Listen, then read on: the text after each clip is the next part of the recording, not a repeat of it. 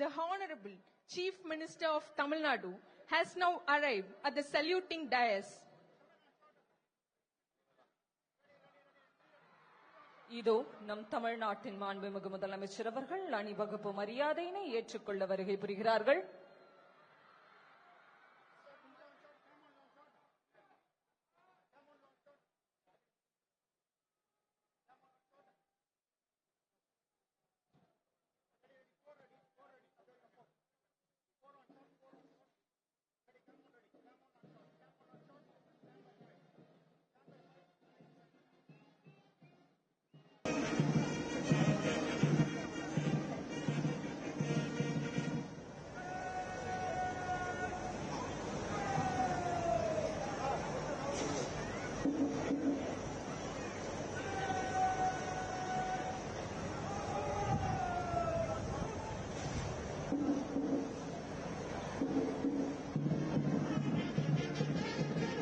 இவ்வேழில் மிகு அணிவகுப்பினை ஆய்வு செய்ய அணிவகுப்பு தளபதி மாண்புமிகு தமிழ்நாட்டின் முதலமைச்சர் அவர்களை அழைத்திடும் காட்சியினை தற்பொழுது காணலாம்.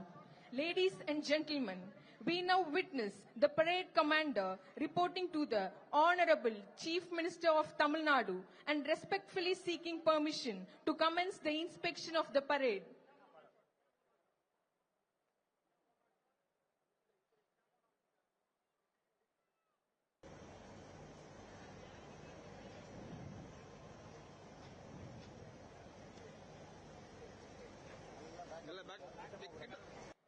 கடமை, கண்ணியம், கட்டுப்பாடு இந்த 3 உயரிய பண்புகளையும் தங்கள் வாழ்வின் லட்சியமாக ஏற்றுக்கொண்டு மக்கள் நலனை தம் மூச்சாகவும் சட்டத்தின் ஆட்சியை தம் வழிகாட்டியாகவும் கொண்டு பணியாற்றும் மாண்புமிகு தமிழ்நாட்டின் வீரமிக்க அணிவகுப்பு இன்று மாண்புமிகு முதலமைச்சர் அவர்களின் ஆய்விற்காக கம்பீரமாக அணிவகுத்து நிற்கிறது. இப்பொழுது தமிழ்நாட்டின் மாண்புமிகு முதலமைச்சர் அவர்கள் அணிவகுப்பு தளபதியுடன் திறந்த வாகனத்தில் அணிவகுப்பை ஆய்வு செய்கிறார்கள். இது வெறும் ஆய்வு அல்ல, ஒழுக்கத்திற்கு அளிக்கப்படும் அங்கீகாரம், அர்ப்பணிப்பிற்கு செயல்படுத்தப்படும் செலுத்தப்படும் மரியாதை, தன்னலமற்ற சேவைக்கு வழங்கப்படும் உயரிய பாராட்டு. இதோ தலை நிமிர்ந்து நிற்கும் ஒவ்வொரு காவலரும் தங்களது தோளில் சீருடையை மட்டுமல்ல, மக்களின் தன்னம்பிக்கையும் நம்பிக்கையும் சுமந்து நிற்கிறார்கள். அவர்களின் துணிச்சலான நெஞ்சம் துணிச்சலின் அடையாளம், அவர்களின் உறுதியான பார்வை தன்னம்பிக்கையின் அடையாளம், அவர்களின் அசையாத தோற்றம் தமிழ்நாடு காவல்துறையின் பெருமையின் அடையாளம். அணிவகுப்பின் ஒவ்வொரு வரிசையிலும் ஒவ்வொரு அணியும் ஒவ்வொரு அடியும் எண்ணற்ற பயிற்சிகளின் பலனாகும். ஒற்றுமையும் ஒழுக்கமும் ஒன்றிணையும் பொழுது உருவாகும் கம்பீரமே இந்த அணிவகுப்பு. இன்று ஆய்வில் நிற்கும் இந்த வீரர்கள் இயற்கை பேரிடர்களிலும் சட்ட ஒழுங்கு சவால்களிலும் திருவிழாக்களிலும் தேர்தல் பணிகளிலும் மக்கள் கூடும் பொது நிகழ்வுகளிலும் பகலிரவு பாராது தங்கள் கடமையை நிறைவேற்ற காவல்துறையின் அர்ப்பணிப்பின் உயிர் ஓவியங்கள். அவர்கள் சீருடை அணிந்த அதிகாரிகள் மட்டுமல்ல, அமைதியின் காவலர்கள்.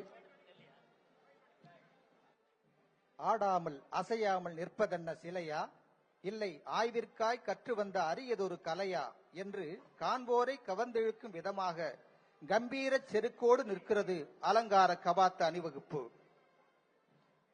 இடதும் வலதுமாய் அரண் போல தமிழ்நாடு குதிரைப்படை, அதனைத் தொடர்ந்து தமிழ்நாடு தீயணைப்பு மற்றும் மீட்பு பணிகள் துறை படை,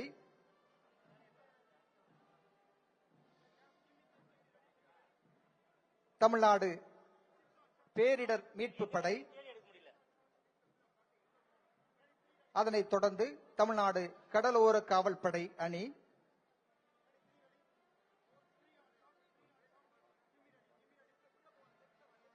அதனைத் தொடர்ந்து தமிழ்நாடு சிங்கப்பெண் சிறப்பு அதிரடிப்படை அணி,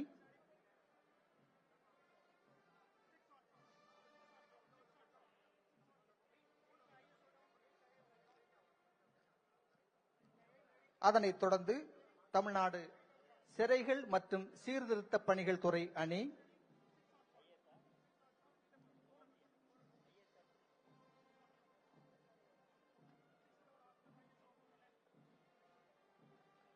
அணிவகுப்பின் நிறைவாக தமிழ்நாடு கமாண்டோ அணி,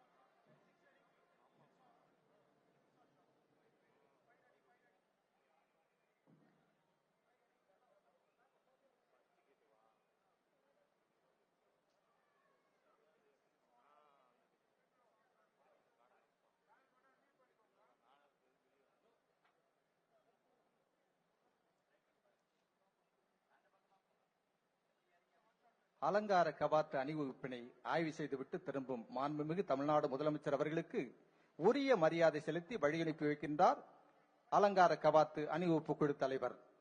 அணிவகுப்பினை ஆய்வு செய்துவிட்டு அணிவணக்க மேடை நோக்கி வருகை தந்து கொண்டிருக்கின்றார்கள் மாண்புமிகு தமிழ்நாடு முதலமைச்சர் அவர்கள்.